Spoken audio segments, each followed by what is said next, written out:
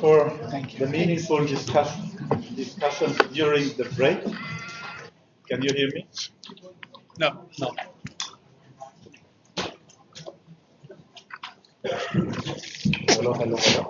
Yeah.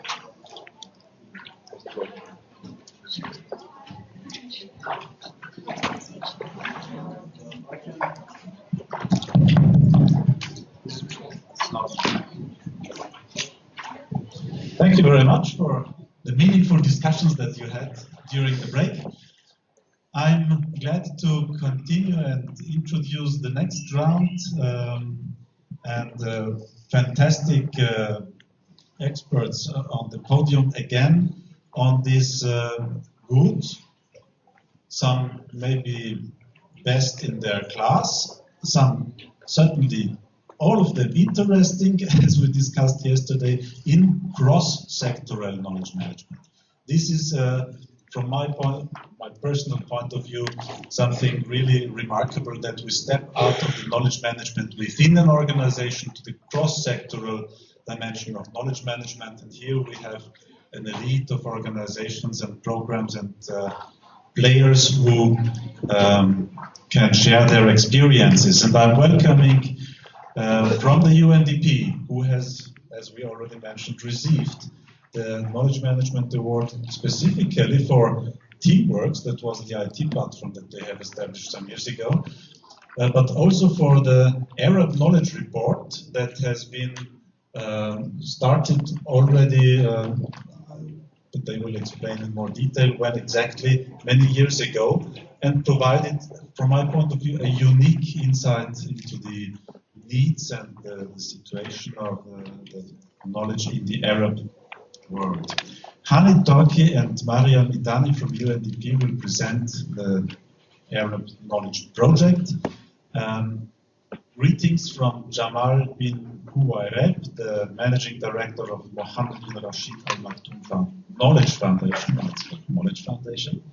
So this is the foundation of the ruler of Dubai, which is now explicitly also in the title dedicated to knowledge. I also welcome Ibrahim Seba, who is the knowledge manager of Dubai Police, and since yesterday in the board of directors of the Knowledge for Development Partnership. A warm welcome. He will demonstrate their approach in integrating knowledge management in the Ministry of Interior and thereby supporting the security in the country, in the UAE. I welcome very much Florian Bauer. I apologize, he's again from Vienna. But it is the partnership for climate, for renewable energy and energy efficiency. And it has a similar approach to the Knowledge for Development partnership, because it is built on multi-stakeholder contribution, specifically dedicated to energy. I welcome very much Enrica Belakani and Ahmed Bayhaki from Capacity for Development of the European Commission, which is an outstanding, I would say, for the European Commission, outstanding program to build capacity.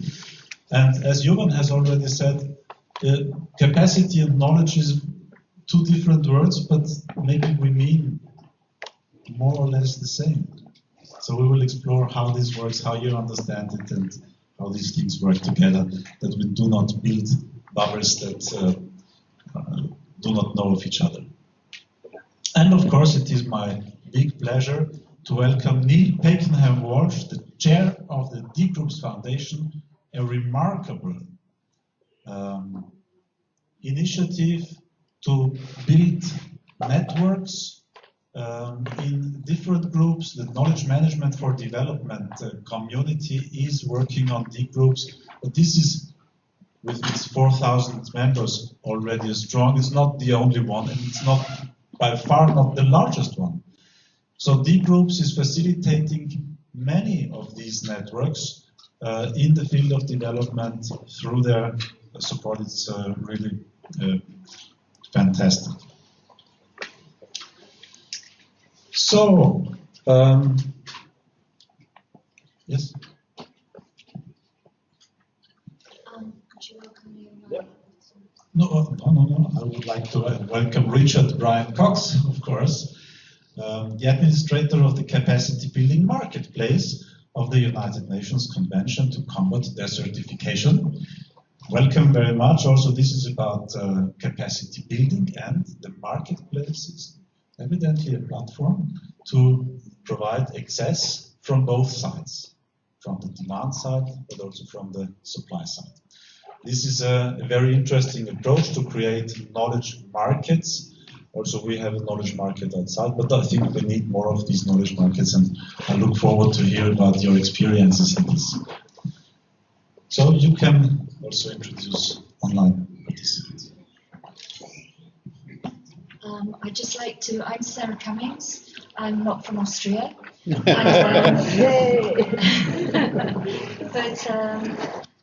But from the KM4 Partnership and Knowledge Ecologist and KM4 Dev. And I'd also like to say hello to all the online participants, to the live streaming, and also following us on Twitter. I think I'm going to be quite tight with the timing this morning because we want to get as much space for discussion as possible. So I'd like to start with Hani and Miriam and ask you to present your presentation. Thank you.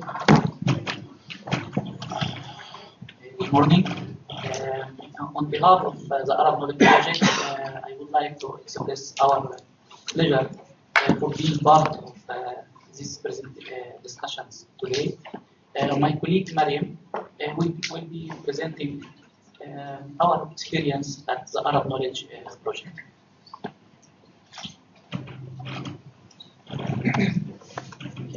Thank you. Let me start also by thanking the organizers of this event and everyone here, because really it's a very great event and the discussions are very thorough and insightful. To introduce myself, my name is Mariam Itali. I'm from Lebanon, and I'm a project researcher at the UNDP Arab Knowledge Project.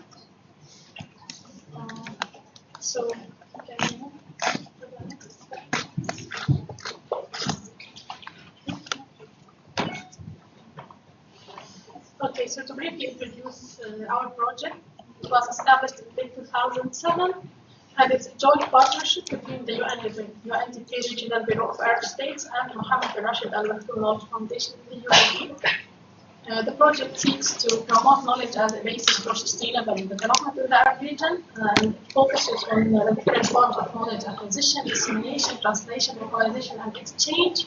So we are not strictly in the knowledge management, but we're more on the grassroots and on knowledge of social sciences. As requested in this presentation, and for time limitations, so we'll focus on 3 areas: the challenges, the key lessons, and the relation to SDGs. We start with the challenges, and again, we are speaking on our context in the Arab region. The main challenges is, so to mention, if you mention the data, the provision of data and the weak reporting and M&A practices. Second, we have the absence or weakness of legal frameworks that encourage knowledge management and sharing.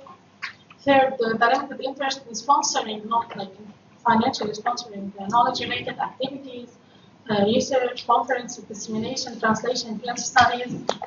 And fourth is engagement. So with very few exceptions, there is a limited interest also or motivation on behalf of the relevant stakeholders like academia, policymakers in the Arab region to engage in knowledge, say, translation activities. And many also do not, at the level of policymakers, do not distinguish between information and knowledge at the conceptual and levels.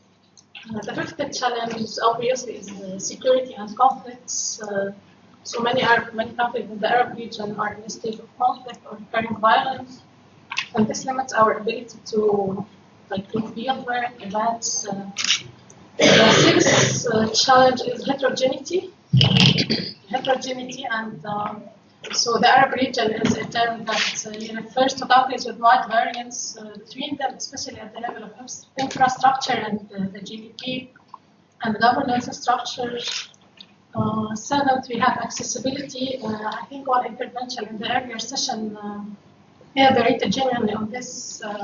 So just to add our 5 cents, this is especially visible in large projects and the ability to meet stakeholders and collect data and input or feedback, such as like surveying students or leadership. And this was a big challenge we faced in the field surveys for the Arab knowledge reports back in 2012 and 2018. And then we have cooperation, and it's also somehow related to motivation and evaluation of scientific data, and also somehow lack of training on the use of evidence and reporting.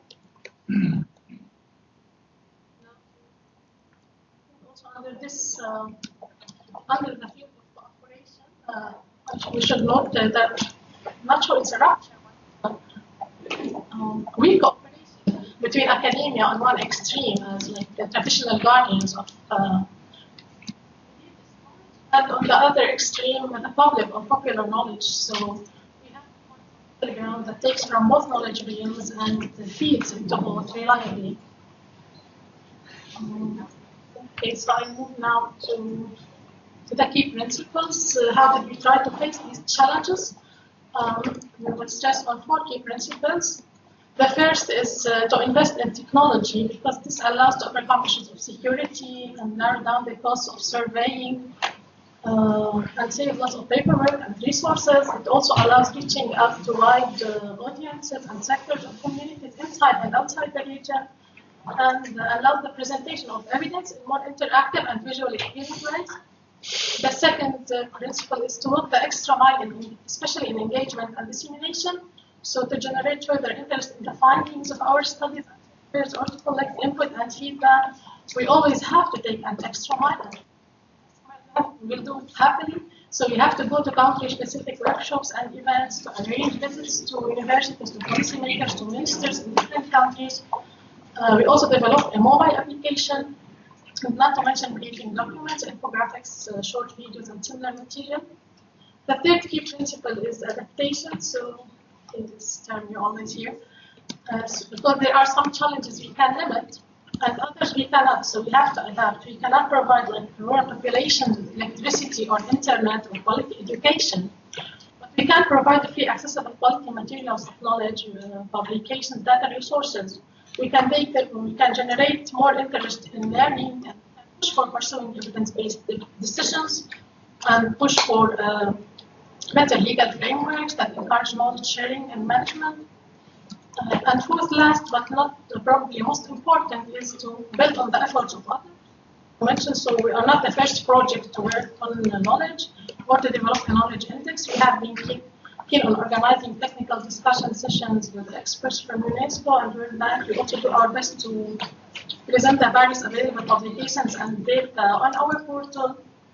We engage as much as possible with local partners, events, in our studies, and we always want to explore and build on the available wealth of knowledge and experience. And finally, to speak on the relation to SDGs, for us, knowledge is empowerment. It is about having better informed and more capable individuals. It's the pathway for an alternative education, for fighting poverty, for reducing child mortalities, improving health, empowerment of women, putting an end to discriminations, creating more jobs and better governance structures. So, more specifically at our project, one of our main initiatives is the Arab Knowledge Index, which we hope reflects this intricate relation between knowledge and development. And it's organized in 6 sub-indices, 6 main indices. Each has its own pillars and main reflects variables on the enabling environment, the education, economy, all from the perspective of knowledge and development. This year also we developed a reading index that links reading to knowledge and development. It's based on a survey that explores the practices and the cultures of reading among individuals in the Arab region, like how much the availability of events that encourage reading and accessibility, local communities, the school, family. Because for us, reading is one very basic tool of knowledge acquisition and dissemination. And in this, we used our first electronic survey, and we're happy that more than 148,000 individuals participated from all 22 Arab countries and diasporas in it. Because earlier we used to do field studies. Finally, there is a partnership section. Partnerships have been identified as one of the main goals in the SDGs. And this brings me to the conclusion of this presentation, stressing again the importance of partnerships and cooperation. More generally, and especially like in here, I cannot but say that this conference is a striking example on how partnerships can indeed enrich and improve our experience and work. Because we really have learned so much things yesterday and today. And, thank you.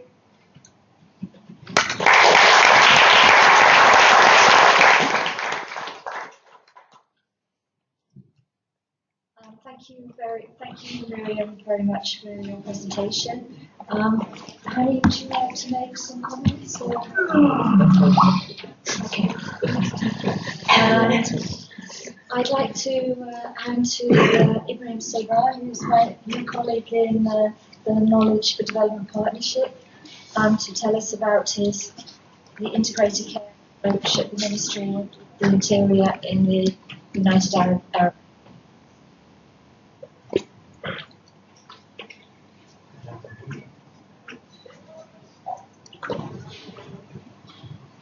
Again, my name is Ibrahim Segar Al-Marri. I'm from United Arab Emirates, and I'm very proud to work with the Ministry of Interior. First of all, I would like to thank all people who are working behind this conference. Also, I would like to thank His Highness Sheikh Mohammed bin Tahnoon for his grateful leadership of Knowledge Management Committee. Also, I do not forget to extend my thanks to Major General Abdul Quddus, which is support us all the time in terms of the knowledge management in the Ministry of Interior. I know my time here is very limited, so I will go directly to our story with the knowledge management. The concept of knowledge management, it could be easy, and at the same time it could be the hard. It depends about what you are looking for.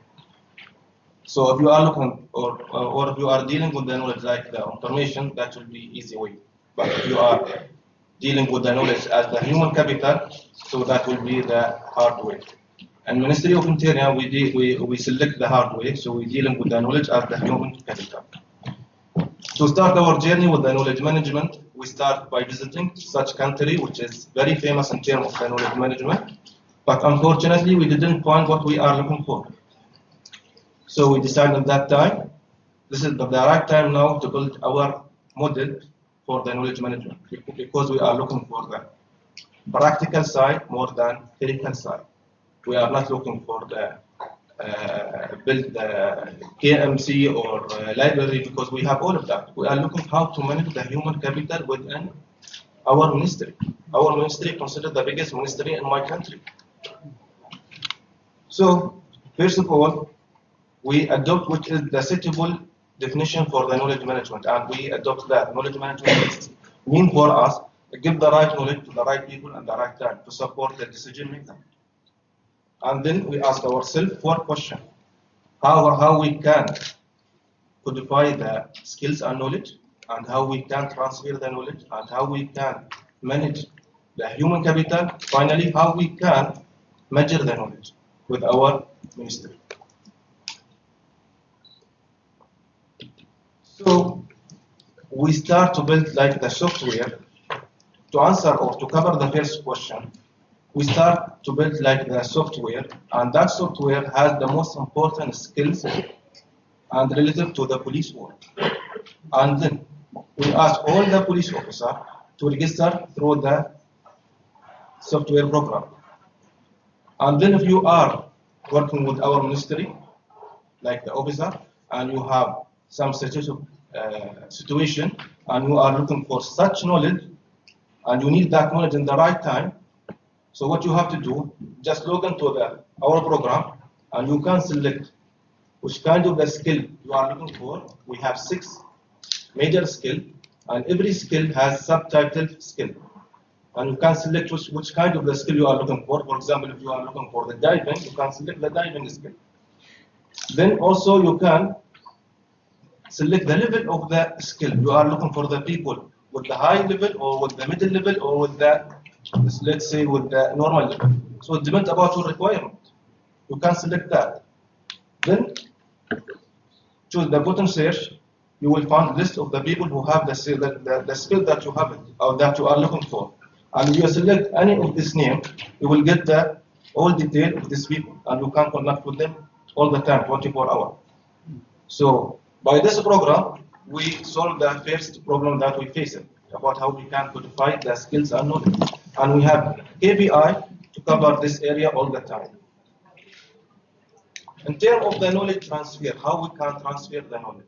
When we are talking about the knowledge transfer, we are not talking about how we can transfer the knowledge from the officer to the other officer.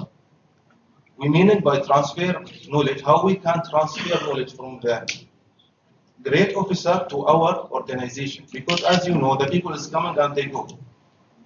And the knowledge, the great knowledge, only we can find it in the mind of the people. So how we can transfer this knowledge from this great people to our organization? So we build the other system. And we ask all the departments that belong to our ministry to apply one project. We call this project knowledge project. It has 5 steps. Through the 5 steps, we are guaranteed the knowledge that already has it from the great officer, that 5 steps facilitate that knowledge to our organization women. At the end of the year, we have a huge ceremony and we award the best project. So this means every year we receive more than 45 projects. So this was like the explicit knowledge. Now, like the implicit knowledge, now through that program, we have it like the explicit knowledge. And we didn't pay anything for this program. The program that's coming behind this program, or the course that's coming behind this program, now we sell it to the other police force in my country. And to cover the third question, how we can manage the human capital. Maybe we can all consider like the human resource for our organization, but at the same time, we are not considered like the human capital for our organization. So what do we mean by the human capital? The human capital we mean by at least our definition for the human capital, the officer who has the great and unique knowledge that deserve to manage from the high level. So this is our definition for the human capital. To start with that, to manage the human capital, we select the important job for the police work. This is the important job for the police work. And if you choose, if you are officer with the police, with our ministry, if you choose any of this title of the job, you will get the list of the 10 officers. This is considered like the top 10. So this is the top 10 officer and this job. We build special criteria to identify these people. It's not normal criteria. Because the face that we face, with the challenge that we face when we build that program, how we can identify these people and how we can encourage these people to learn the other and how we can monitor these people. So we identify these people and we put them in our system and we have a system, we monitor that. And if you select any of these people, you will find like the page for him and you can ask him any question. But when you ask him any question, it's not like the option for him to answer to you. It is something they should do. Because if you are on our list, you will get the benefit from that list. And I will monitor that. But if you didn't answer the question and you are not active in our list, I will take you out, I will bring someone else. Maybe you will be less than you, but he's active more than you. So this is what we are looking for. We are looking how to learn the other people. So now we don't have to find the expert people. They come to us because we have a system and they said we are expert in this field, please put us in this system because we get the benefit from that system. Even I can give them promotion. So this is our system. The hard way, how we can manage or how we can measure the knowledge. For example, if we are working with the Ministry of Interior, how I know the level of knowledge within the Ministry of Interior. So we adapt the model from the Cambridge University. It has 9 criteria, all of this criteria dealing with the knowledge. For example, how you manage the sharing knowledge, how you manage the collaboration knowledge, how you manage the exchange knowledge, all of that criteria within this model. So we adopt that model. The problem that we face with that model is take from us time. For example, if I would like to measure the knowledge within my department or my organization or my ministry, it's take from me at least 3 months. And that's not allowed to us in our ministry. To spend 3 months just to measure the knowledge. I have something else I have to do. So whenever we create the other program, we convert this program from the manual program to be like the smart program. We build that in our ministry. Now we can measure the knowledge with any organization or ministry from 3 months until now we can do it within 30 minutes. So this is the program, and we found this is our program, of course, because we built this program. We will find they will give you level of knowledge and categories of knowledge and time you need to develop your knowledge, and the report that show us where is the weak point and strong point that you have. It only you can get that with 15 minutes. So I can measure any organization within 30 minutes, and we did that now. We share with 5 organizations in my country now. We did the same thing for them because they sent as a request for the Ministry of Exterior to build that for them, and we are working to build that for them. So this is what we call integrated knowledge management. It has 4 steps, as what I mentioned. We build that knowledge to be suitable for our requirement and our ministry. And now I think all our ministry, my country, they are looking to build the same model. Thank you for your listening, and I hope you get something you are useful to. Thank you.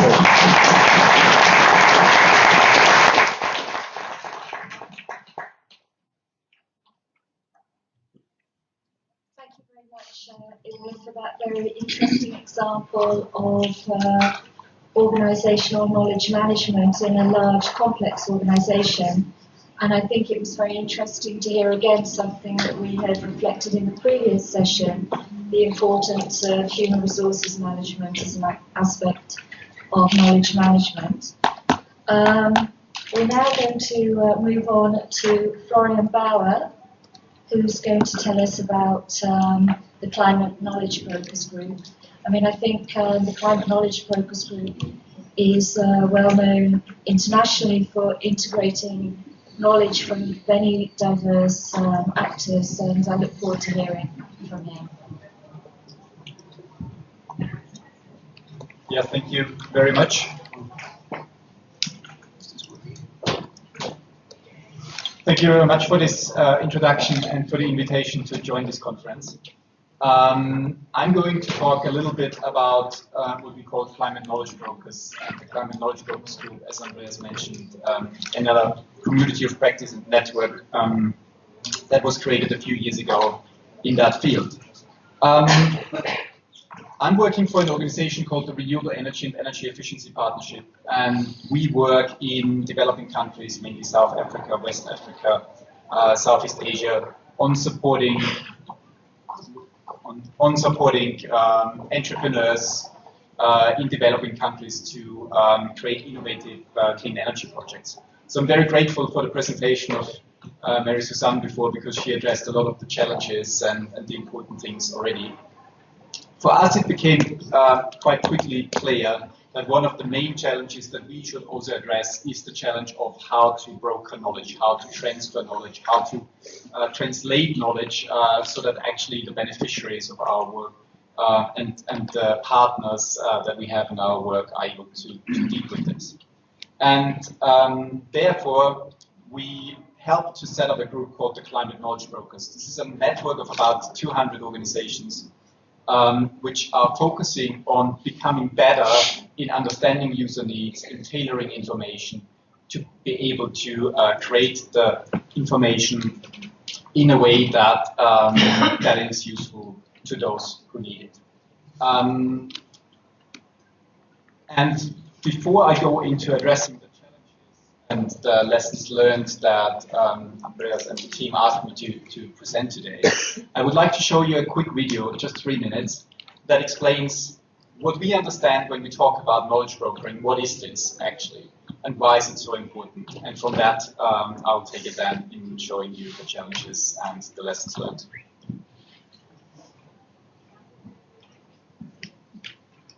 Society is only now grasping the full extent to which our lives, jobs and environment are sensitive to a changing climate. If we want to climate-proof our future, decision makers at all levels, from farmers to community leaders to government, will need to make sound choices with the climate in mind. For this, easy access to high-quality, relevant climate change information is key. But finding and easy to access can be difficult.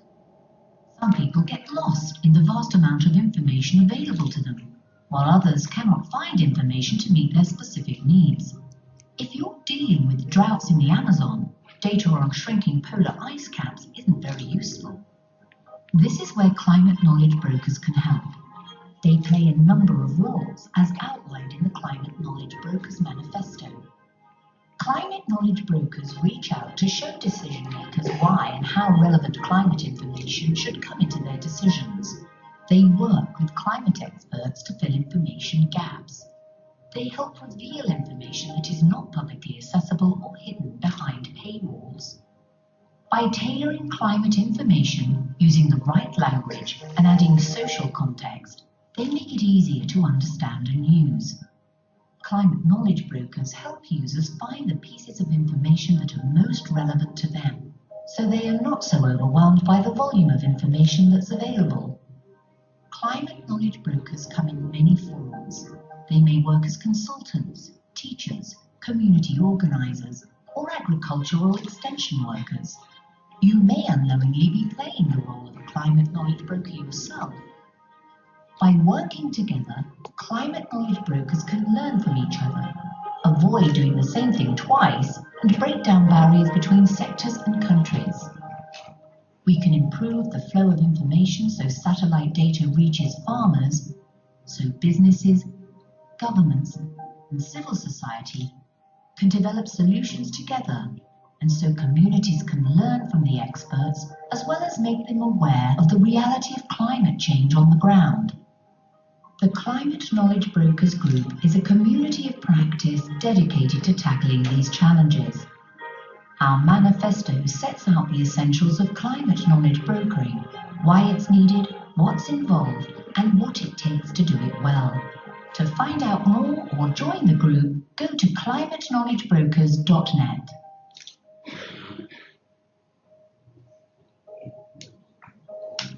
So that was the promotional part, which wasn't the intention of it, but I think one of the important things that you saw in the video, which I want to highlight, is there was this part where we said sometimes people are playing the role of knowledge brokers and they don't know it. And this awareness raising component is a very important one, because the role of knowledge brokers very often is taken on by people working in projects, working in governments, working as extension workers. But it is never addressed as this is an important role, that you transfer knowledge, that you translate knowledge, and so on. It's just a byproduct very often of the work that they are doing. And creating the awareness that these people are really having an important role to play, and maybe also can benefit from capacity building, giving them tools, giving them funding to do that, giving them time to do it. Time is the most important one, I think, in all of this, is very important. So when we look at the challenges that we saw, the main challenge that we saw in the past 7 years of doing that is knowledge brokers and those people working in cross-sectoral knowledge management have to address a diverse user need spectrum. So there are people who just are not aware of issues, and I'm taking now the example of climate change, but this can be, of course, translated to any other one. not aware of the issue itself, lack of quality of information, information is hidden, information is not tailored to the needs, or it's just too much. And there is a role to play for people, which we call knowledge brokers, in terms of addressing this, in terms of identifying what is the appropriate measure to address that user need. And then by doing that, to create the product or that tool or the service or whatever you want to call it, in terms to address that challenge. So I think that is the main challenge that we have seen. And it sounds so obvious, but very often when you hear about a new project set up and you ask about whom are you addressing with this before you actually start building the IT tool for it, very often the answer is we didn't think about it properly. And therefore, this is a really key message for us. So in terms of lessons learned, I think in terms of lessons learned of this role of knowledge brokers is, the first one is, a knowledge broker never acts in a single position. There are always lots of other organizations and people connected to that person and that organization or that role. So you're always part of the chain, and you need to be aware of who is on the one hand side producing the information and gathering the data and doing the scientific studies, and who is on the other side of needing to access it and so on. So you need to know about your position in that. We call it the chain of knowledge brokers. The next one is about knowledge brokers need to act as filters and interfaces for climate knowledge in that sense. So there is a role to play in terms of filtering, in terms of making it better, the information better accessible to people, better tailored to what they do. And the last one is about knowledge brokers, and that's the cross-sectoral part, always in the climate field have to act in a cross-sectoral environment. It doesn't make sense to be a knowledge broker just to think about energy issues if you work in energy. You need to think about the other fields that are connected to that. Water, weather, all kinds of things. So that's important. And the last bit that I was asked to think about is, now how does this fit to the knowledge for development agenda? Well, the user needs first, I think, is a big bit, because I've seen that mentioned several times, and I think that is something that where our communities largely overlap in terms of the aim and the focus. I think that when we think about the goals of the knowledge for development work, this role of knowledge brokers should be considered. It's part of the knowledge management role, but I think having an explicit mention of this brokering role is important. And then there's, of course, the existing CKB community with more than 200 organizations in it. We very much welcome the establishment of the Knowledge for Development Partnership, and I'll sign later on, and I'm very happy that this is happening. We would very much like to work with you on this and bring in our experience from the community of practice. Thank you.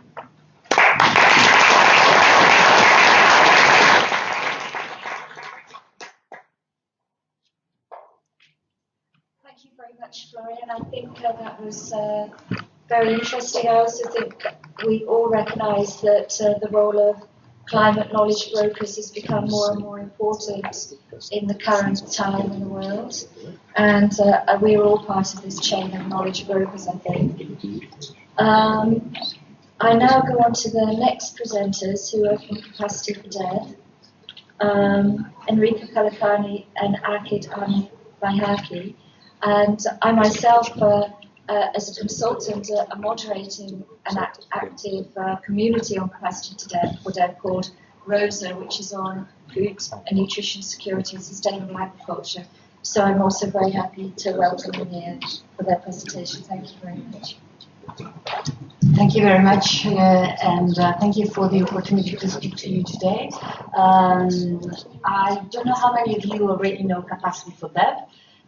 In case you already know it, we have had a major breakthrough something like 20 days ago. We moved to the platform, we upgraded the platform. So I would like maybe to show you a little bit what it looks like before we get into the discussion, and if it is possible to move to the video, so that you have a flavor of what Capacity for Dev is about.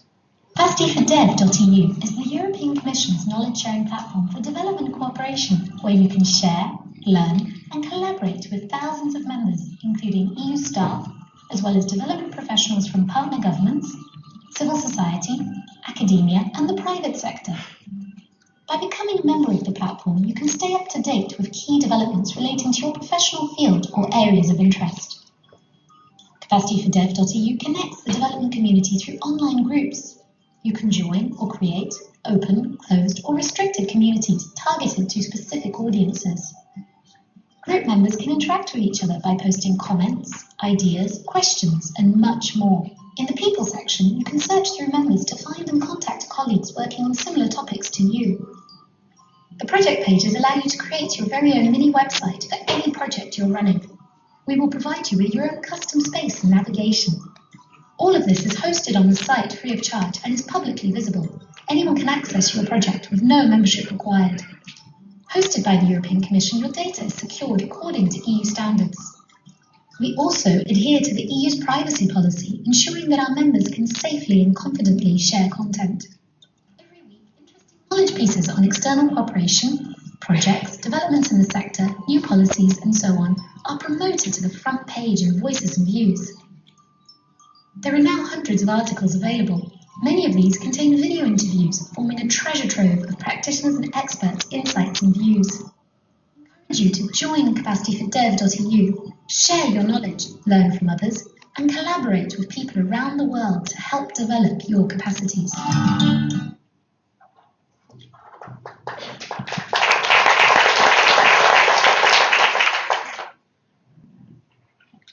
So just to go back on the topic of this panel is about cross-sectoral sectoral knowledge, and the genesis of the Capacity for Dev is capacity development. We're talking about more than 10 years ago when the topic was very much fashionable, and we were also going through a process in the European Commission of External Relations of devolution to our offices in the field. And this created a situation where there was a need to ensure that people could stay in touch. We had a major boost of staffing in our delegations in the ground, and the idea was how to connect all the colleagues and make sure that they would be somehow informed about all developments. So the genesis of Capacity for Dev is about knowledge creation, the way it started. It started with the work on the backbone strategy on capacity development. And three elements were being linked, not only knowledge creation, knowledge sharing in various forms, and learning events, face-to-face learning or other mechanisms. And Capacity for That is at the center of all this architecture, so providing somehow also the AT, the means whereby colleagues could exchange. The platform is user-generated, and so it really starts with colleagues who have a need. And so it's a bottom-up exercise. And that's why we have so many thematic and horizontal expertise. It's organized around more than 400 groups. There are more than 20,000 members now, 20% commission, but now as Capacity for That group, it also has several other partners, organizations that also belong to the platform. Certainly EU institutions that I mentioned, but certainly member states, development agencies, international organizations, civil society, private sector, academia. And the idea is that they can bring their own knowledge, and this is shared among members.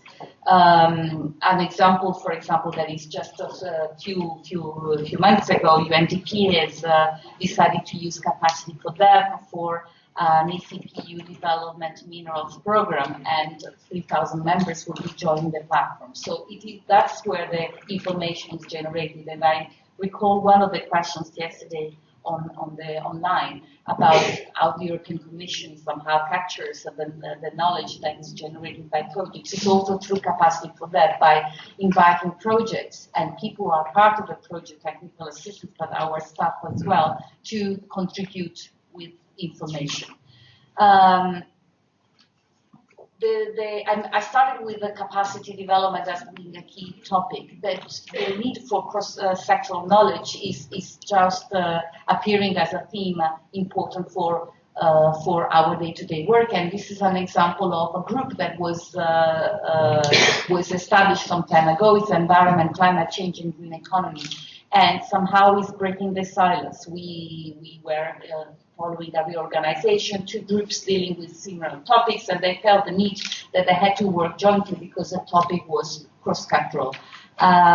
So the idea that this group will just help create bridges between two different units, but also reconcile on the ground with our offices, our delegations, so that colleagues could exchange experiences. And I think what was just said before is not only about energy, it's not only about water, it's agriculture, and the need to make sure that relevant knowledge could be exchanged, so that at the end, a cross-cutting theme like climate change could be better addressed.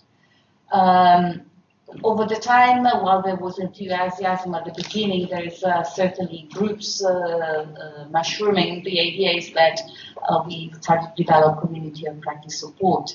And this is not only part of the strategy of our service, but as well somehow the realization that there are so many groups, but only some of them are very active, and so it's just to bring knowledge of the groups. And Sarah mentioned the Rosa, the food security and nutrition group. That was certainly one of the best groups, but we have other ones that are particularly active. And so the idea is to support these groups more and also learn from what are the driving forces behind these groups, so that others could also develop their vision, so they could also become communities of practice.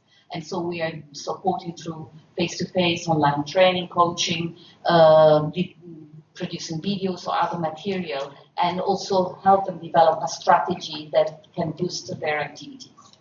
So again, if you want to have more information, personally you can contact us, and certainly you can become a member of Capacity for that. And thank you for your attention.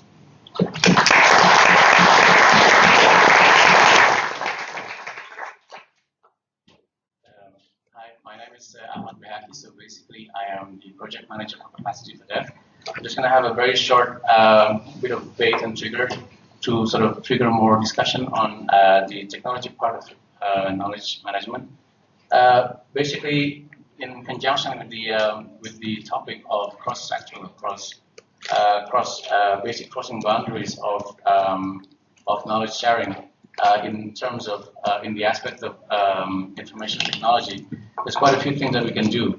For example, is to remove all the single taxonomies. For example, you only have groups on climate and only climate, and there is no possibility for people to actually put themselves in different categories in there. So one of the examples would be putting several tags instead of putting a very strict one category.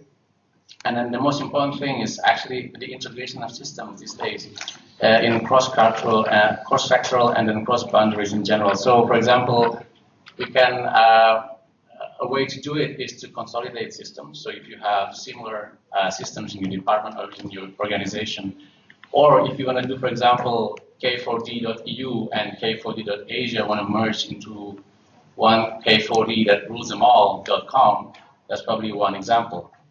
Or if those consolidations are not possible, for example, yesterday during the UN sessions, which also probably faced by many organizations, you don't have to consolidate them, but what you can do is try to make those separate systems talk to each other, open the systems, let them, for example, a very simple one is do a federated search. So when someone goes to any of the systems, when they do search, imagine Google Scholars, you actually search in one place and all the systems that's connected and open are actually displaying all the relevant search results, right? And then you have also an example of content federation and sharing with the analytics and artificial intelligence. So apart from the federated search, for example, when you go into the Joint Inspection Unit website, you can also get suggested articles or knowledge, piece of knowledge from other content systems as well. So those are a very small tips that I hope will trigger our discussions today. And also in general, I'm very happy that actually ICT is part of the knowledge goals number 13. And I hope also in conferences like this, we have more slots for discussing more about the IT tools and the enablers of knowledge sharing as well. Thank you.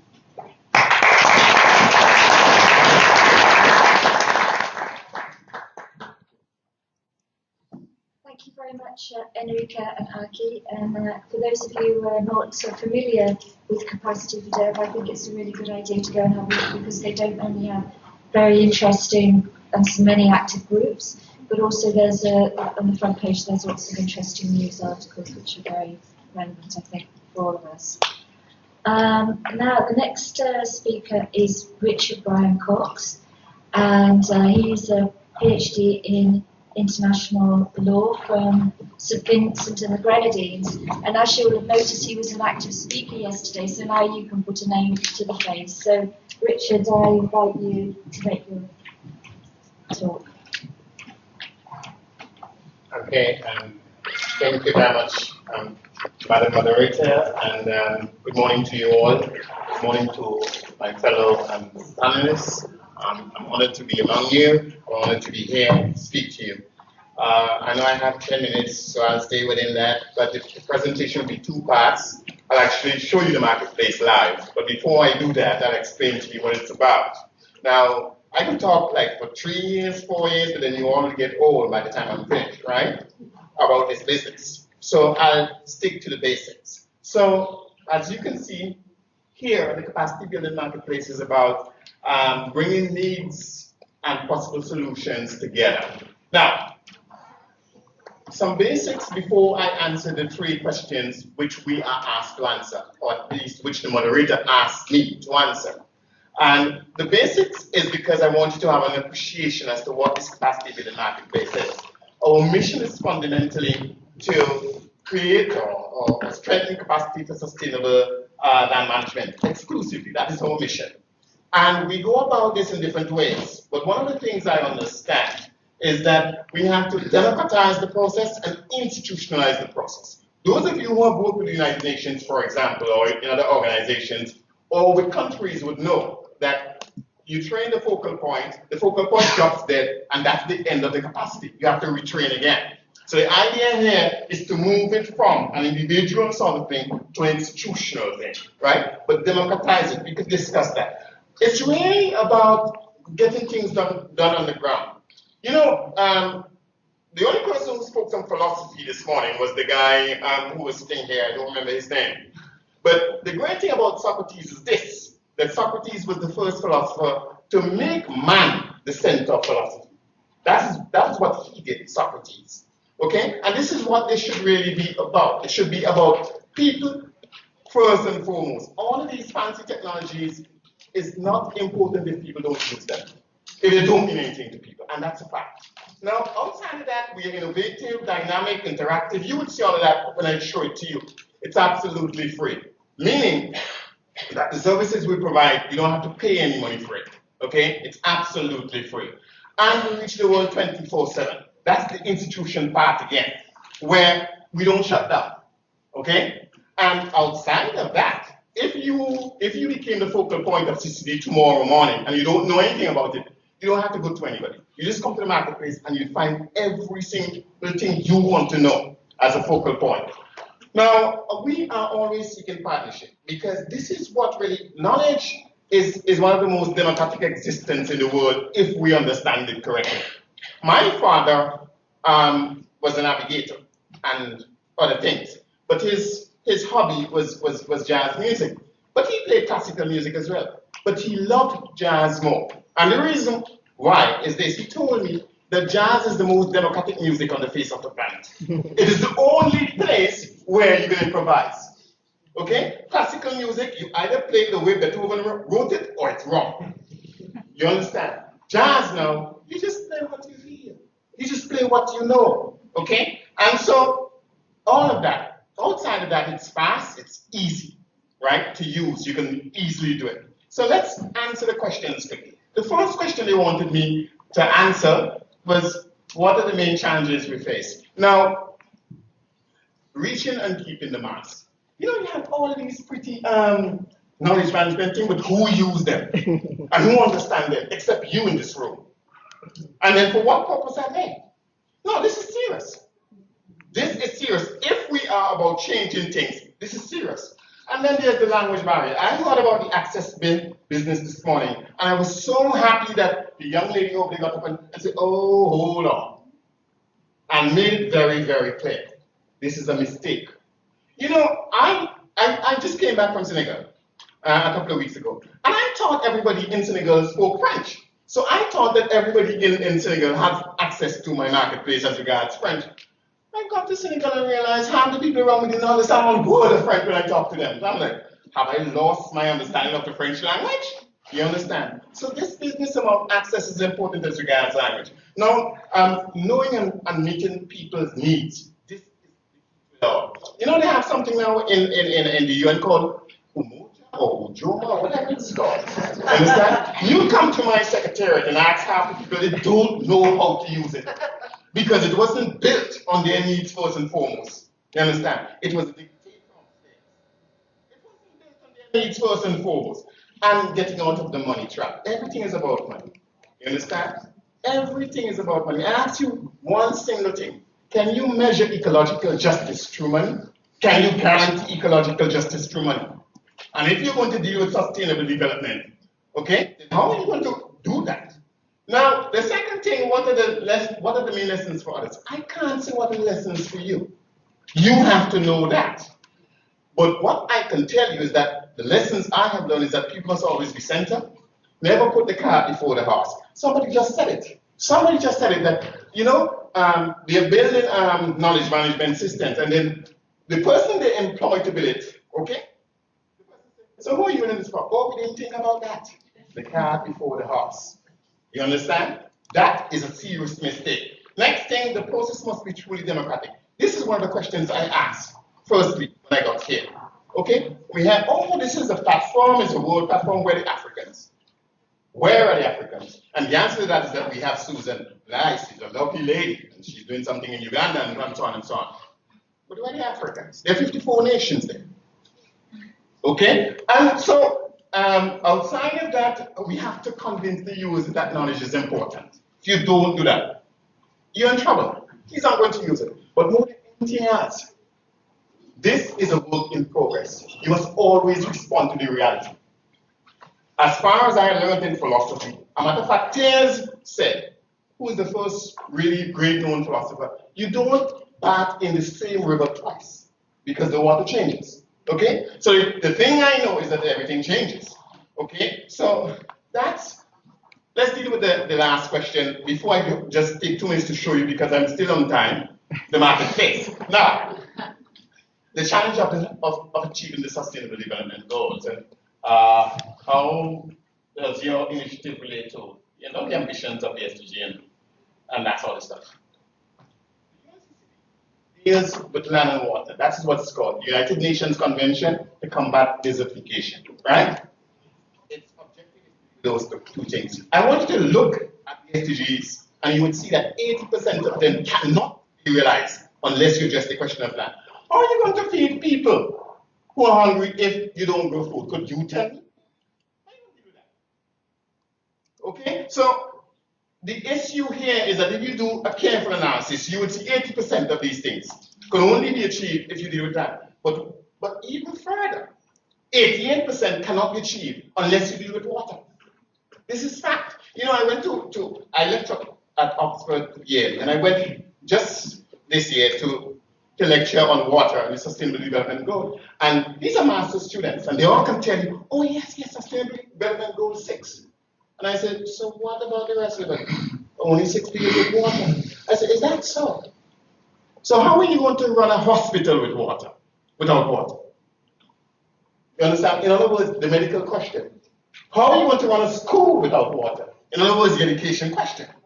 You see, this we need to understand very clearly. But outside of that, the initiative not only deal with those two things, it deals with capacity building, that's its focus. And you know that SDG 17 deal with that, right? As a matter of fact, if you look through the document, capacity building is mentioned about 15 times, and capacity itself is mentioned about, well, 3,000 or 4,000 times, and you become, my mathematics doesn't go that far.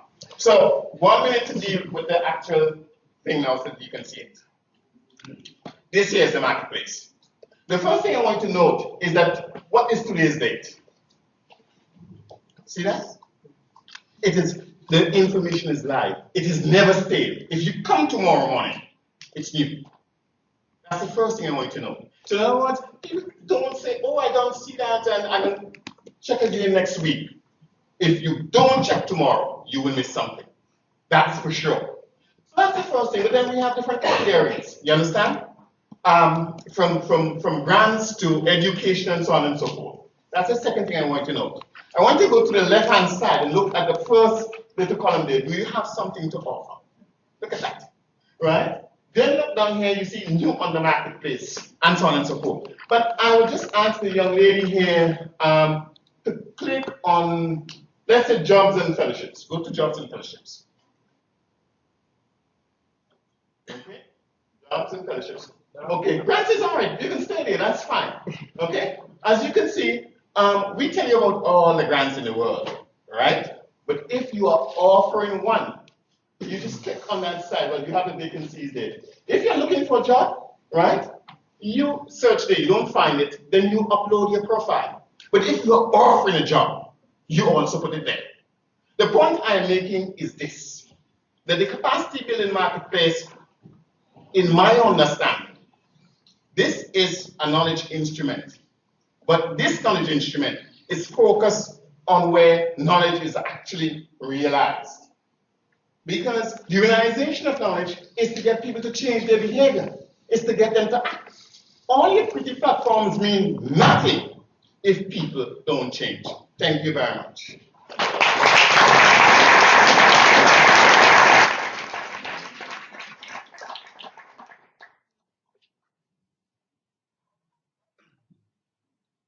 Well, thank you, Richard, for those very inspiring words. Now we're going to move to Neil Pappenwald, who is going to talk to us about D groups. Neil is also the coordinator of the Health Information for All program, which is also run partly on the D groups platform, but I'm sure he'll tell us about that. Thank you.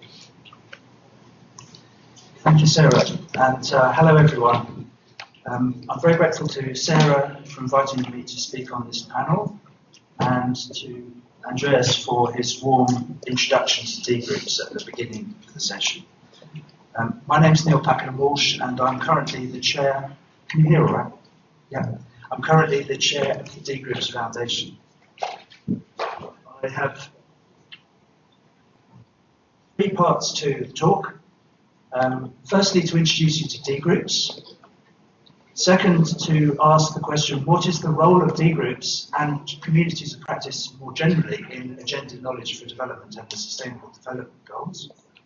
And thirdly, what can we do to maximize the potential of communities of practice? I'm delighted to see that there's been a strong focus in this session on communities of practice. So let's just review the definition. And it was first described by Etienne Wenger and colleagues back in the 90s as a group of people who share a concern or a passion for something they do and learn how to do it better as they interact regularly. But actually, communities of practice have been around a lot longer than that. They are, in effect, the basis of our society to come together as groups and to work out the solutions to problems. So here we have a community of practice that happened about 10,000 years ago. And this particular meeting was held just after the last ice age, and they were deciding, the outcome was that they decided to leave Europe and retreat back to the UK. And the rest is history. Now, what's incredible to me is that just in the last 15 or 20 years, there's been a dramatic new development in communities of practice. And this, of course, is virtual communities of practice. The very fact that we can now very easily set up large groups of people interacting from all around the world, either in real time or asynchronously. And some of these communities of practice are based on self-interest, such as, say, the Trump administration. While others, I like to think, such as D groups, are focused on how we can create a better world. D groups was born in Canada 15 years ago as a project of Benanet and the International Development Research Centre to promote communication for development by supporting communities of practice. In 2009, we registered as a non-profit foundation in the Netherlands. 15 years is a very long time in IT, so we've been around longer even than Facebook, although it has to be said that Facebook has overtaken us in terms of annual turnover. Now, our vision is a world where every person is able to contribute to dialogue and decision-making for international development and social justice.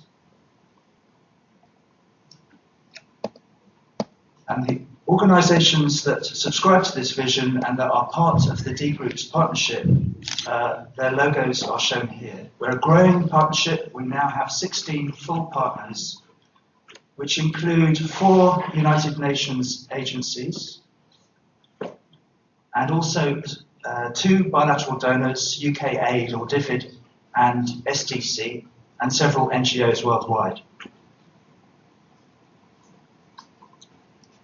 Now, each of the D Group's partners uses the D Group's platform for their own internal and or external communication needs. Each D Group's partner is a member of the D Group's Council, which is the highest level of governance in the foundation. And each partner has their own domain name under the D Group's main domain. Now, each partner can create as many communities of practice as they feel is needed to advance their own objectives. And also they can have an unlimited number of small affiliate organisations underneath their umbrella. We have excellent IT support from Damir and Joe, who are sitting across on the side there. And we also give mutual support to each other on the questions of how to create and, even more importantly, sustain communities of practice.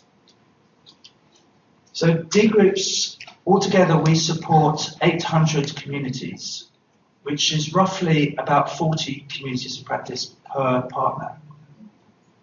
And altogether on the D Groups we have 250,000 members registered and 500,000 messages being exchanged every day. Just give you a couple of examples of D Groups. One example is KM4 Dev, which has been described by Sarah earlier. And the email address to send to is shown there. If you wanted to join, you can simply put in KM4 Dev in Google and you'll find us. We've got well over 2,000 members in 115 countries. Another example are the communities of practice that I do for my main job. My main job is in global health. And quite honestly, I couldn't do my job without D Groups and without the platform that Damir and Joe provide. The work that I do is to do with improving the availability and use of health information. And we work in collaboration with WHO and many other organisations.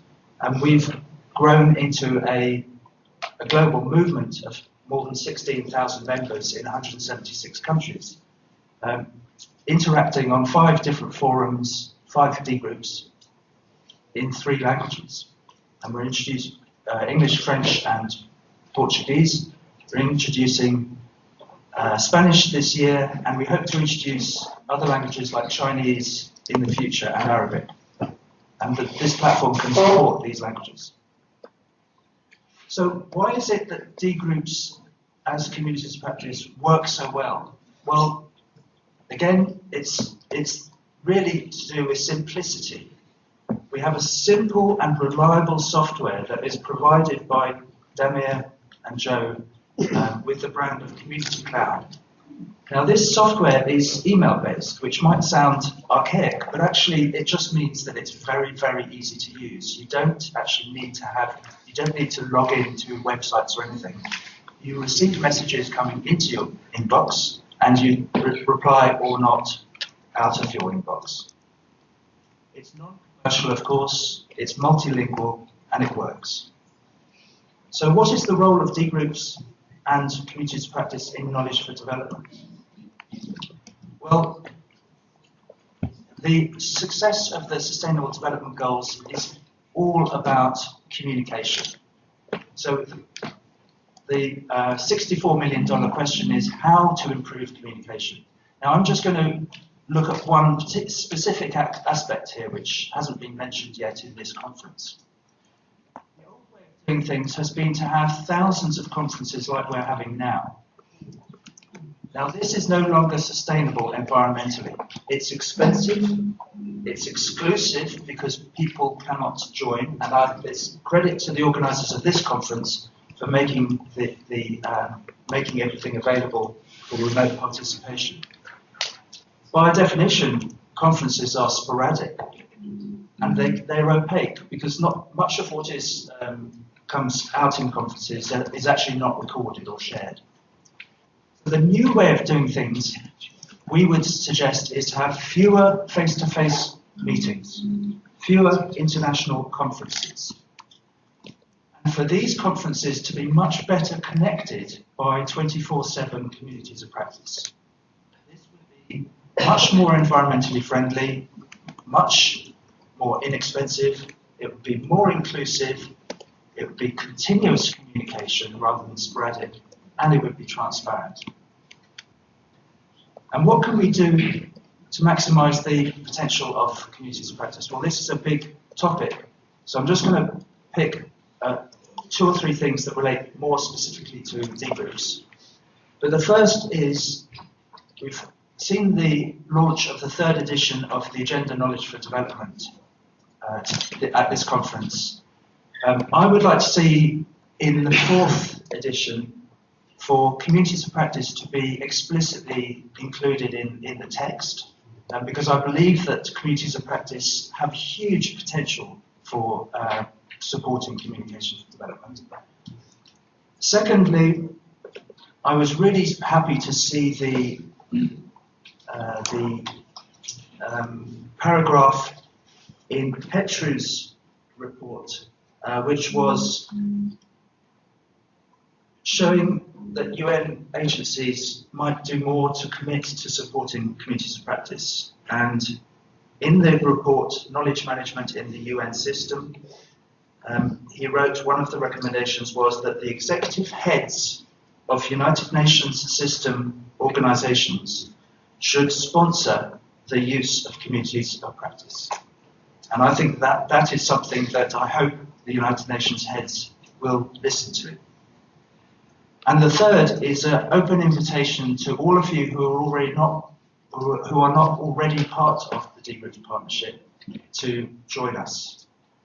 Here is our website, and here is my email address if you'd like to get in touch. Thank you.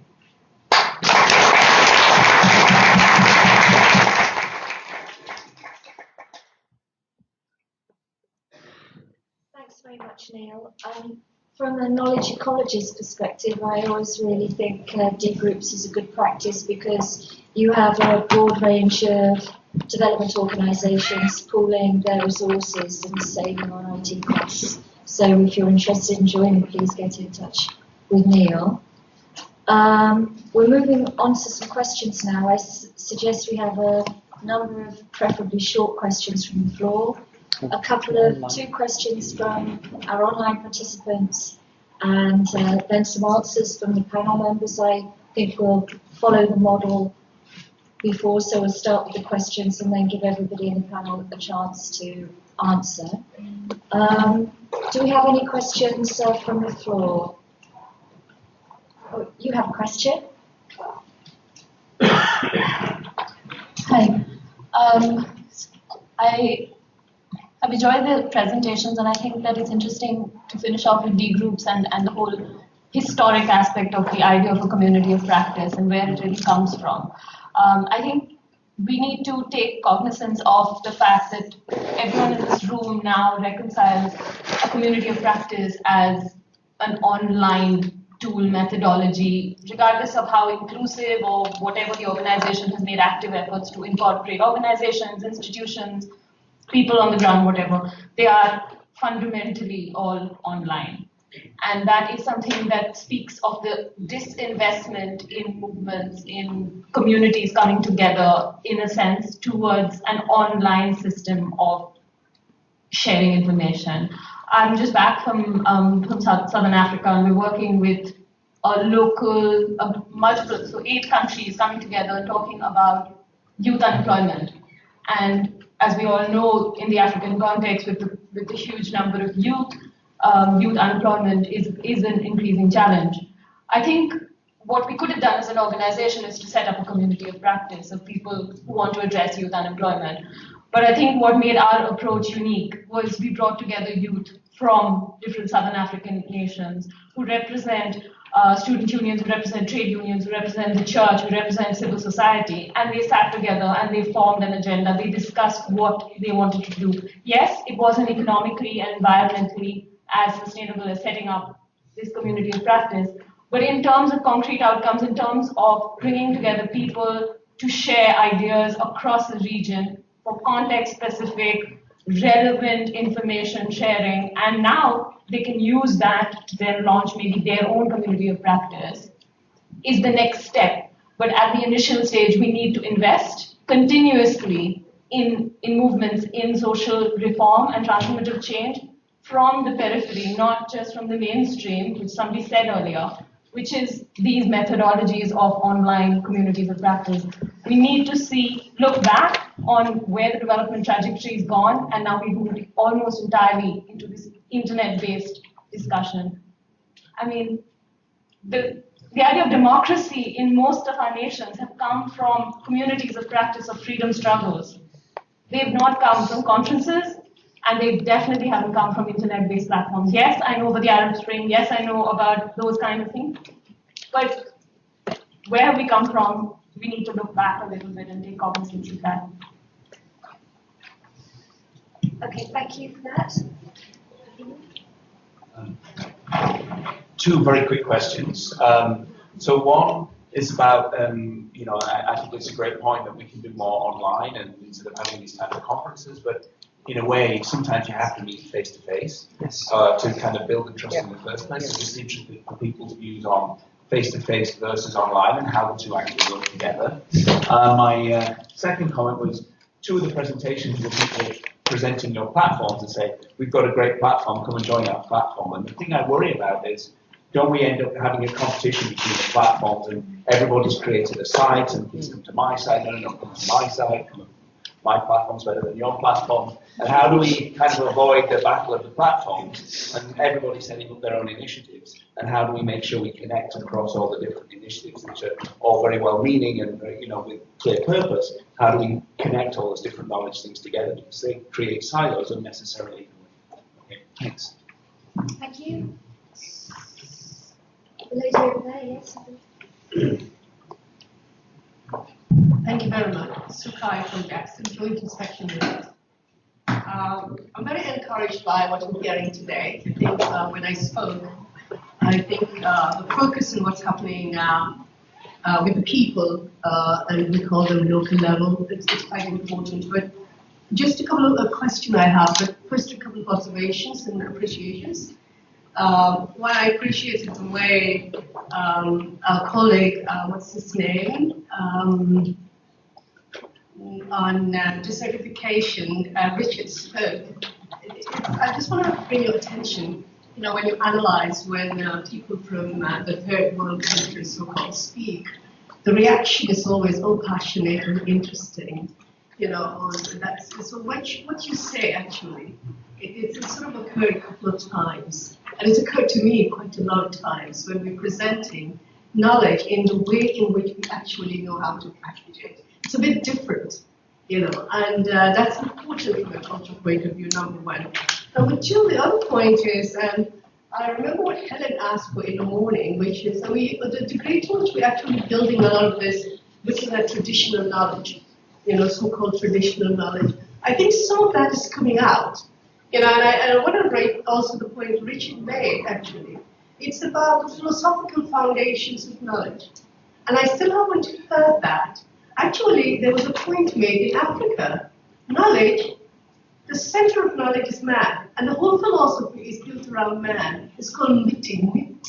And if you ask my culture, any wealth you have is nit. It's about people. I think and I have a question when you do go out.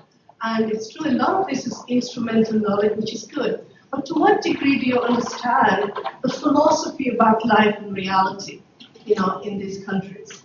And there was a point where the knowledge systems, I'm willing. I've tried to transfer a lot of it.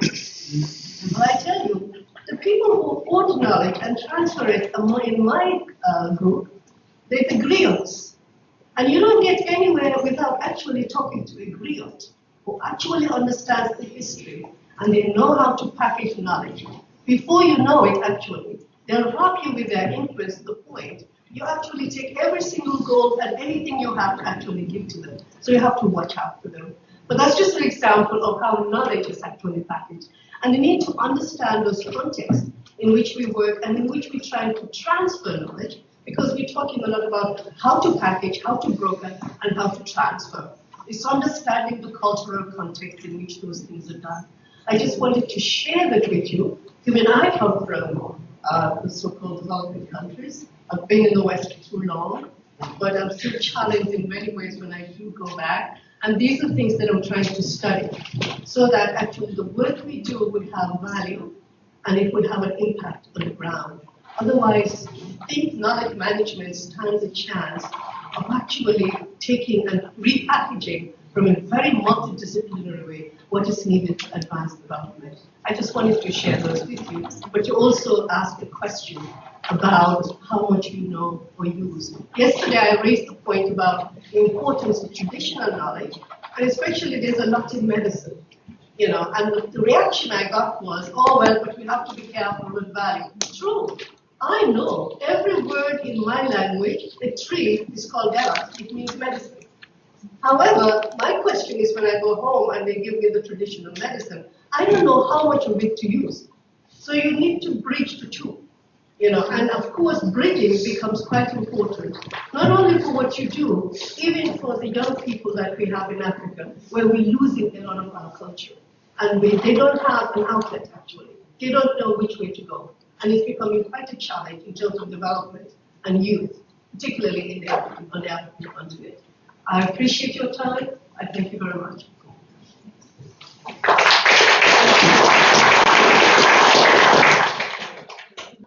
have 3 more questions. Please keep them really short because we have also 2 people online who have questions. Steve? Hi, I've been watching all of these platforms. I think this will come up. Yes. And what I haven't seen in any of them is the metrics.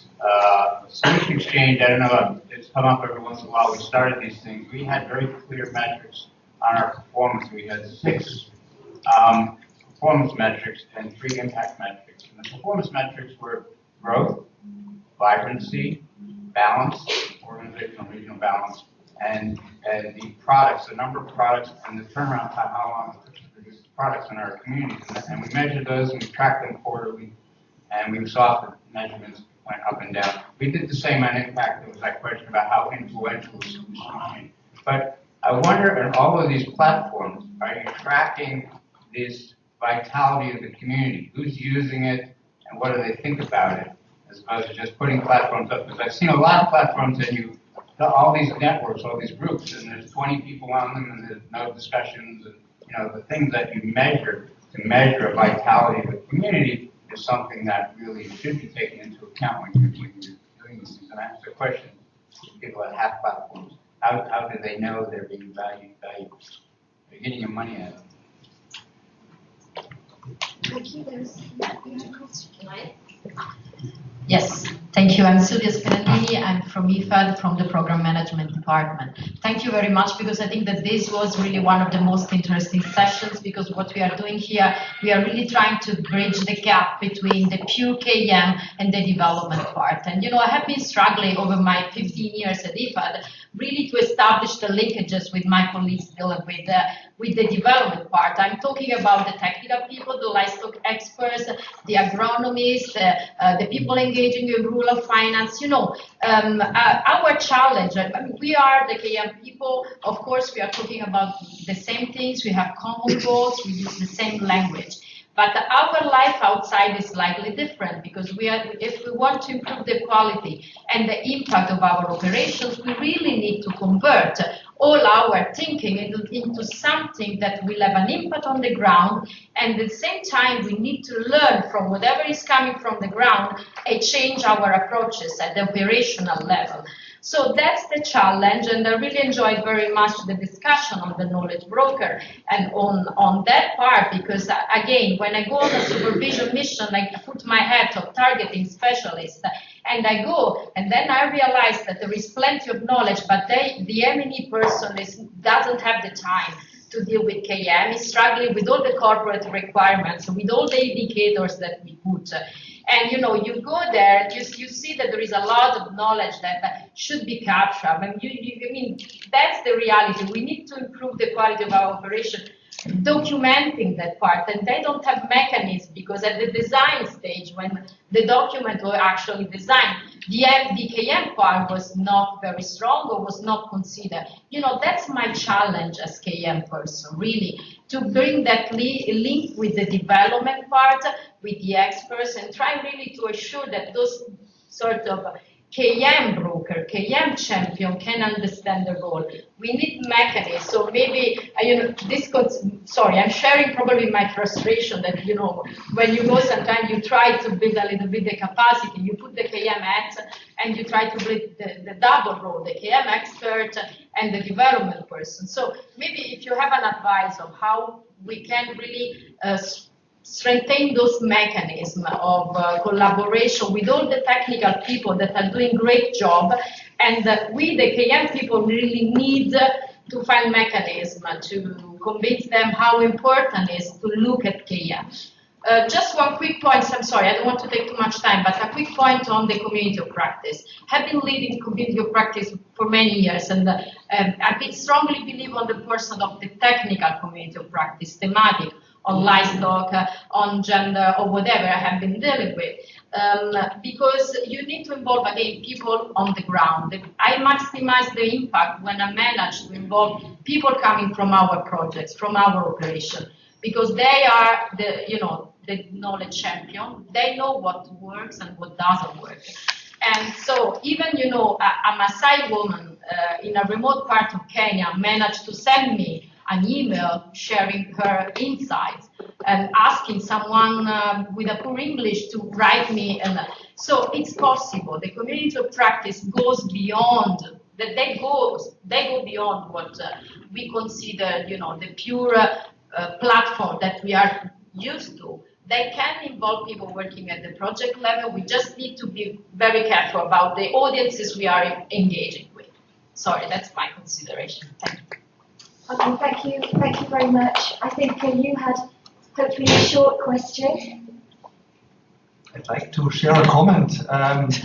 Claudius Müller, since I'm providing a similar platform as we just heard from you for Siemens, for a global knowledge exchange, your presentations, all of your presentations have been very interesting to me. I'd like to make a short comment on your concerns, and I fully agree with you that exchanging knowledge and experiences about such a platform doesn't have the same quality as knowledge exchange from person to person.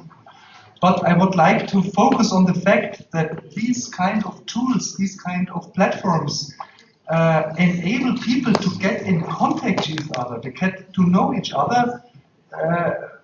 Otherwise, they don't have the opportunity. So what we do within Siemens is, so we have these forums or blogs or knowledge repositories, but bringing the people together either physically or via a kind of web tool like Skype or similar platforms. This might help to truly exchange knowledge. Because to be honest, on such platforms, you find a lot of data and you find a lot of information. But knowledge exchange, this is what I fully agree, is only possible by people to people. So I think mixing the media, not only asynchronous communication, but having also kind of webinars, plus, if possible, but this is the most expensive ways, conferences, face-to-face meetings might be the optimal way. So thank you for your comment. Thank you. Thank you very much. We're going to have two quick online One questions. online. One online question. You have to stop. So there's been a lot of discussion online on the live stream about online platforms and face-to-face communication and how these can be used in a complementary way. There's a specific question for Neil from Francois in Brussels. The Platform for African and European Partnership in Agricultural Research for Development, D Group, presently has 7,700 members. Language is the biggest issue. Can you say something more about the upcoming functionality of automatic translation of emails from D groups into French with a 65% accuracy? And I also just wanted to highlight that we have just cracked 100,000 people on Twitter, which means that our outreach is getting bigger and bigger. Thank you. Thank you very much, Julia. Obviously, we should have had a 4-day conference, which would have maybe given us a huge Twitter impact.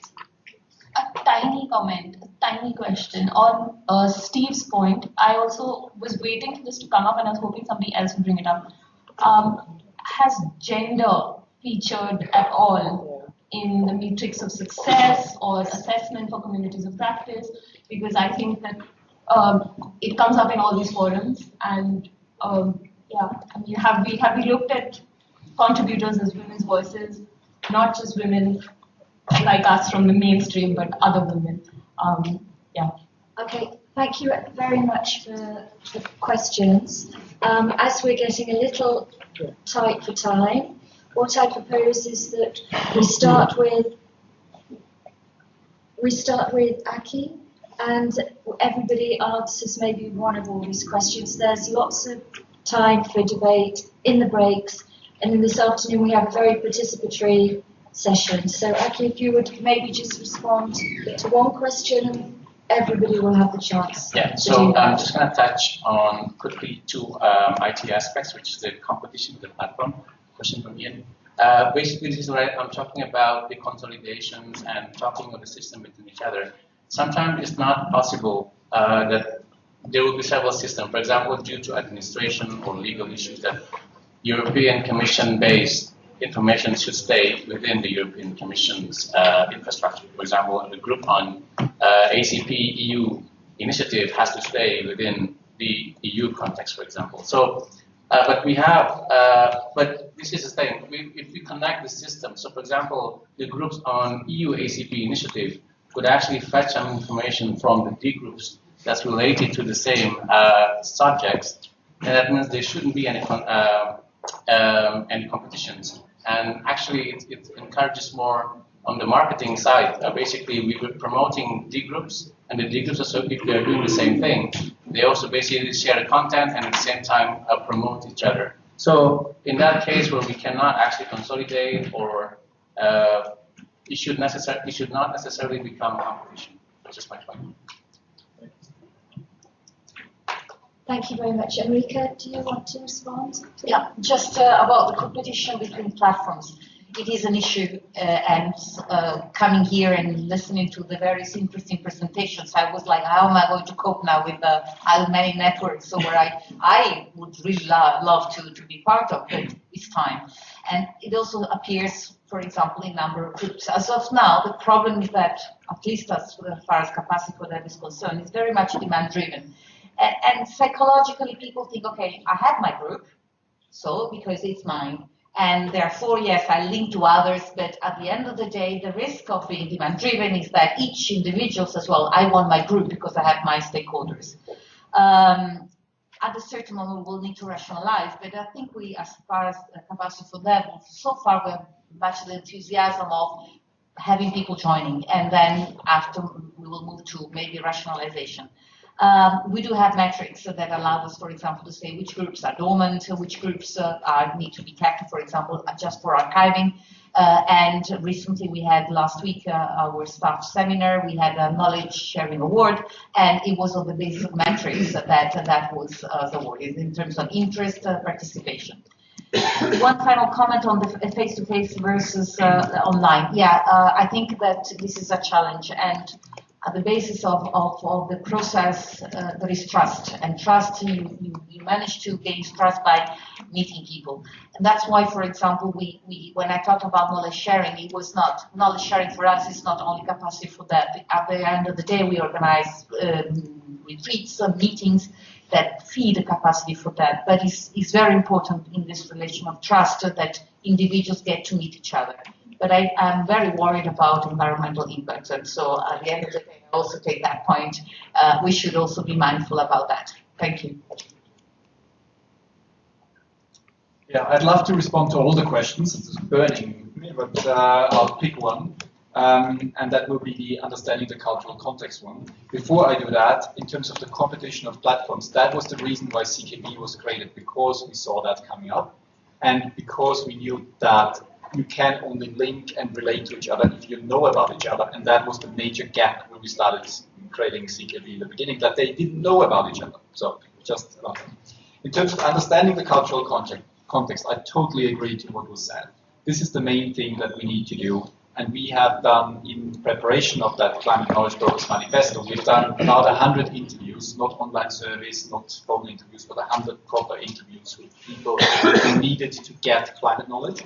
And the main thing that we heard is you fail to understand the cultural context, and therefore you fail to tailor the information to our needs. So that must be one of the main drivers, I think, in terms of making information accessible to those users, to understand the cultural context and tailor the information to that need so that it makes sense in that context. Thank you, Florian. Miriam, would you like to respond, please? Just also a very short, based on this discussion about competition online and offline. So I think what intervention said, the most important thing is the vitality, the continuous engagement, the sustainability of the debate, and to keep all this thing going.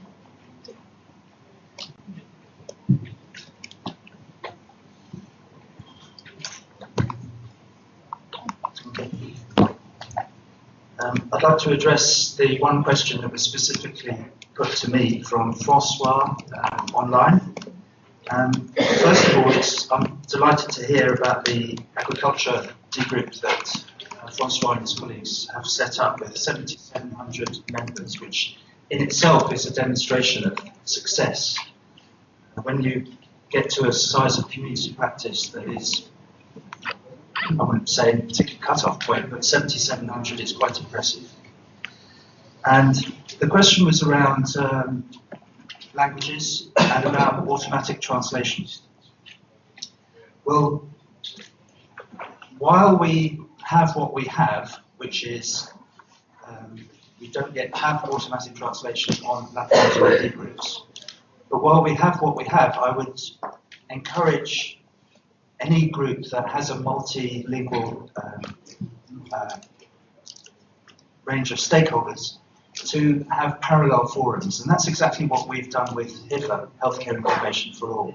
So we have a HIFA in English, we have a HIFA in Portuguese, we have a HIFA in French, and later this year we will also have a HIFA in Spanish. These forums can, with careful moderation, can cross-fertilize across each other, and the particular members that are really valuable in these forums are members who are bilingual or even trilingual, who can act as moderators and do that cross-fertilization.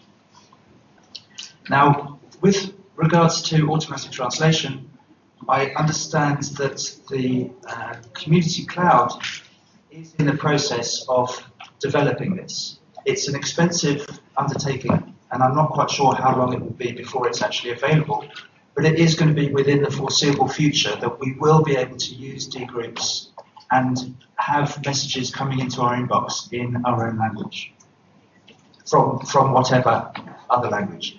And one final point to make is that because of the nature of IT and because of the nature of D groups and the nature of script, it's possible to have different types of script. So it's possible to support Arabic script, Chinese script, and so on. Thanks, Neil. Richard? And thank you very much. I too would like to respond to everything, but I'll respond to just one thing, the traditional knowledge issue. Before I do that, however, two things. Firstly, platform, the UNCCP marketplace, we have no competition with nobody. 99% of what is there comes from other people's business. We cooperate with everybody. That's one. And secondly, Matrix, yes, we do measure what is happening because, as I say, every day we want to make sure that people not just come to us, but stay with us. Now to the traditional knowledge issue.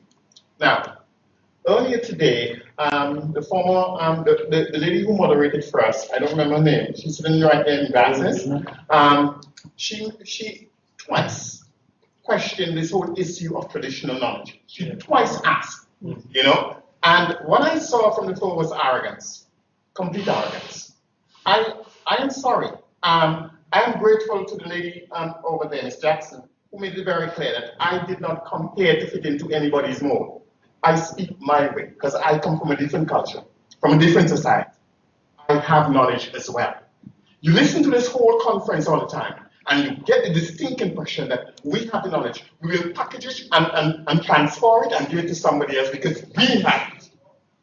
This, no, you wouldn't like me. I did not come here to be liked. I came here to learn and to share. That's what I came here for. And so it is not just a question of understanding the culture. That's a mistake. That's only part of it. You have to accept that these people have knowledge too. You understand? I could go in and discuss this in great detail with you, but I'll tell you because I like to demonstrate stories because my grandfather taught me that way. You know? And there, in St. Vincent, where I live, there's a place called Green Hill, and there was a river there. And the government built bridges and built bridges, and it just washed away and washed away and washed away. They brought in a Canadian company, they built a bridge, washed away. And there was a fellow named Mr. Rock. And he was a mason. This man did not finish primary school. But he said none of those bridges would stand. You know? And then a politician who was his friend got elected and said, Mr. Rock, will you build the bridge? He said, yeah, I'll build it. And it will stand. He built it 30 years ago, it is still standing. It is still standing. After all the Canadians and French and so on came to build it. So what we have here, I said it before, you have to understand that if you truly understand the final mission of knowledge management, which is changing people's behavior, you have to interact with them. And interacting with them is not just dictating to them, but listening to them and sharing with them. With that, I rest my case.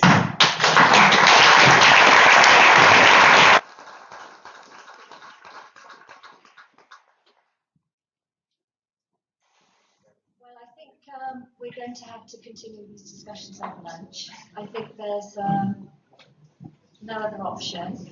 I know Peter, who is... Peter, did you want to say something about the open space this afternoon? Yeah, it's not an open space, by the way. Oh, but thank you, Sarah. We would quickly like to check if we have expert knowledge cafe people around among us here, because with the number of people that are here, we'll probably look at 12 tables in 3 rounds, so we need 12 hosts. We have a proposal of a number of names, and please tell us if you would like to be the host or whether you prefer not. Helen? Okay. Sarah? Jill? Yes? Are you okay? All right. Pavel? Yeah? Yeah? Host? Andreas? Are you available? Yeah? Johannes? Johannes Schunter? Yes? I think it's Mirita. Mirita? Are you happy to do it? Okay. Sukai. Sukai? Sukai. Yes. Sukai. Yeah, are you available as host for a table? Okay. We'll ask you. We'll tell you. Alexander? Alexandra. Yeah, Alexandra. I have no experience of one cafe. Do you want to? Would you like to? I could learn. I cannot. Okay, then we would need 2 more. So, who are the 4 volunteers eventually to? Yes, 1. Okay. Shanza. And Linda? Yeah. Oh, hold on. Oh, sorry. Oh, Ian. Okay. Veronique was rightfully looking for women. Yeah, I was also looking for women, but either Linda or maybe you. Arvin? Yes. Arvin. Yeah. Okay. No. Yeah. Okay. I think that's all what we wanted to ask. Yes, I think so. Yeah. Thanks. And where do we reconvene? There. So actually, no. So the World Cafe will take place here. We are going to ask for your creativity as much as ours, because of the numbers, we cannot really go elsewhere. So we're going to host the World Cafe here and hopefully in another space, but please come back here for 2 o'clock. Is that? Well, we need 2:15? And the facilitators? But anyway, and then with the facilitators, if you could meet with us 10 minutes before we start. I would say we need at least 1 hour to have a proper lunch, so to continue at 2:15. And I would like to thank already in advance Veronique and Peter to moderate the World Cafe, and of course once again my gratitude to the speakers on the podium.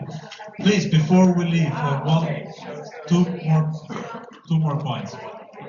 There was one question about the PowerPoint presentations. If you sign up to the list, the registration list at the desk in front, then you will receive an email with the links to all the documents that are uploaded on the Google Drive, and they will later on be presented on maybe several platforms. The KM4 Geneva. Also the videos will be available there. There is, please, your attention for 1 more minute. There was also a question regarding the Knowledge for Development Partnership membership. And again, I would like to point out that the partnership is not overruling anything, but trying to build connections, just in the sense that we have discussed here. So to become a member of this partnership will help to connect and to build bridges. The membership, there is a membership application form here, but you can also sign up